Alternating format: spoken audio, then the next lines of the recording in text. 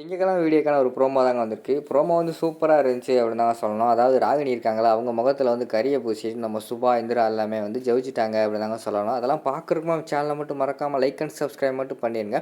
First எடுத்தோடனே அந்த இவங்க இருக்காங்கல்ல, அந்த ஆர்டர் கொடுத்தாங்களா, அவங்க வந்து கால் பண்ணுறாங்க. மேடம் எல்லாம் ரெடி ஆயிடுச்சா, நாங்கள் வரலாமா, நாங்கள் கொடுத்த டைம் வேறு முடிய போகுது அப்படிங்கிற மாதிரி கால் பண்ணுறாங்க. நீங்கள் ஒன்றும் பயப்படாதீங்க, நாங்கள் இந்த வேலையெல்லாம் முடிச்சிருவோம், நீங்கள் வாங்க சார், நீங்கள் வர நேரத்தில் வந்து எல்லா வேலையுமே கரெக்டாக இருக்கும் அப்படிங்கிற மாதிரி வந்து இந்திரா சொல்கிறாங்க. சரி மேடம், நாங்கள் வந்து செக் பண்ணி பார்த்துட்டு நாங்கள் செக்கை கொடுத்துட்றோம் அப்படிங்கிற மாதிரி சொல்கிறாங்க. ஓகே சார் அப்படிங்கிற மாதிரி வந்து இந்திரா சொல்லிடுறாங்க. சரி வேலையெல்லாம் சீக்கிரமாக பண்ணுங்கள், அந்த நூல்கண்டை எடுத்துகிட்டு எல்லா வேலையும் முடிங்க அப்படிங்கிற மாதிரி வந்து நம்ம இன்னைக்கு ஜெயா சொல்லிடுறாங்க. சரின்னு சொல்லிட்டு நல்ல வேலை அத்தை நூல்கண்டை கொடுத்தாங்க அப்படின்னு சொல்லிட்டு எல்லாருமே வேலையை தீவிரமாக படுத்திக்கிட்டு இருக்காங்க, தீவிரமாக வேலை பார்த்துக்கிட்டு இருக்காங்க.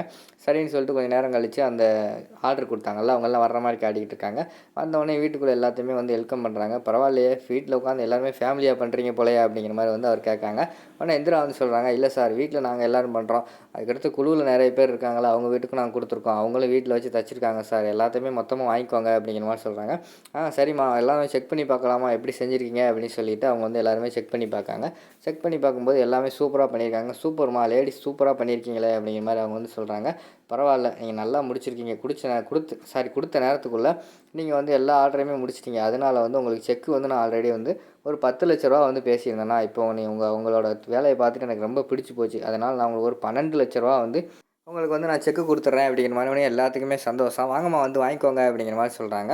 உடனே சுபா வந்து இந்திரா சொல்கிறாங்க, அக்கா நீங்கள் போய் வாங்கிக்கோங்க அப்படிங்கிற மாதிரி சுபாவை சொல்கிறாங்க. உடனே சுபா வந்து சொல்கிறாங்க, இல்லை அத்தை போய் வாங்கட்டும் அப்படிங்கிற மாதிரி சொல்லிட்டு ஜெயாவை கூப்பிட்றாங்க. அத்தை நீங்கள் போய் வாங்க அப்படிங்கிற மாதிரி சொல்கிறாங்க.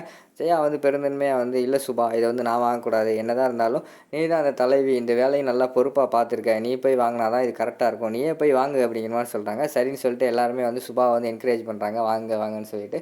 சரின்னு சொல்லிட்டு போய் வந்து அந்த செக்கை வாங்குறாங்க. செக்கை வாங்கினோடனே எல்லாத்தையுமே கை தட்டி எல்லாருமே என்ஜாய் பண்ணிக்கிட்டு இருக்கிற மாதிரி காட்டிக்கிட்டு இருக்காங்க.